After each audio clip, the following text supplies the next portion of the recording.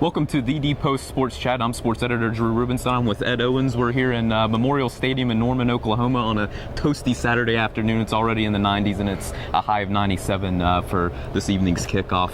And Ed, let's break it down. The keys to the game for both teams entering tonight's Big 12 opener. I think number one for WVU, starting off with the Mountaineers, is big plays. WVU had one play over 20 yards, the 69-yard touchdown pass from Paul Millard to Ronald Carswell in the opener against William & Mary, and simply put, WVU is going to have more of those to have a chance tonight against the Oklahoma Sooners. Oklahoma's defense pitched a shutout against Louisiana Monroe in their opener, and for WVU to be able to get any kind of momentum going, they're simply going to have Charles Sims, Paul Millard, some of the receivers step up and create big plays. Aside from that, what are some of the other keys for WVU here?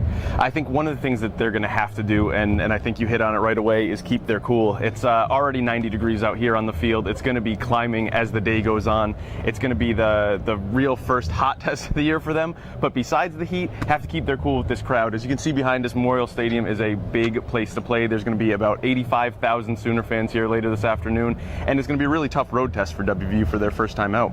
And number three, I think going back game plan wise, it has to start with stopping the run. Oklahoma in its opener went back in time with a running quarterback with Trevor Knight rushing for over 100 yards and kind of having Sooners fans reminisce to when they ran the wishbone and the quarterback was more involved in that. So simply put, he's a freshman, inexperienced like Paul Millard, so get some pressure on him, force him to have to beat you with his arm. I think another key component to the run game is Trey Millard. WVU has historically had a lot of issues with stopping fullback, tight end type of guys in the past, and he's one of the best in the country at his position.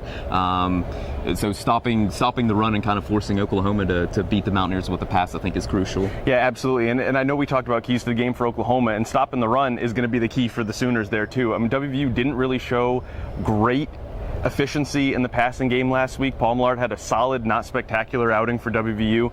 The run game, Oklahoma's going to have to stop it. They have to put pressure on Millard, his first start in a visiting stadium. Charles Sims had a really strong first outing for WVU running the ball, about 120 yards for him. So, I think Oklahoma's going to have to stop the run and put the pressure on WVU's quarterback. Absolutely. And then the next thing, I think, with how inexperienced WVU is no freebies for the Mountaineers. Last week, what we learned about WVU's offense against William & Mary is they're not good enough to shoot themselves in the foot and overcome it. Anytime there was a penalty, whether it be a chop block, a hold, a drop pass, anything that kind of went against them into the drive, they weren't able to turn a third and 12 into a first down. So looking at it from Oklahoma's side, make WVU earn everything that they get. Don't let them, don't give them an extension to a drive or any easy points. Yeah, and again, the last thing we have, and you hit on it, big plays for WVU.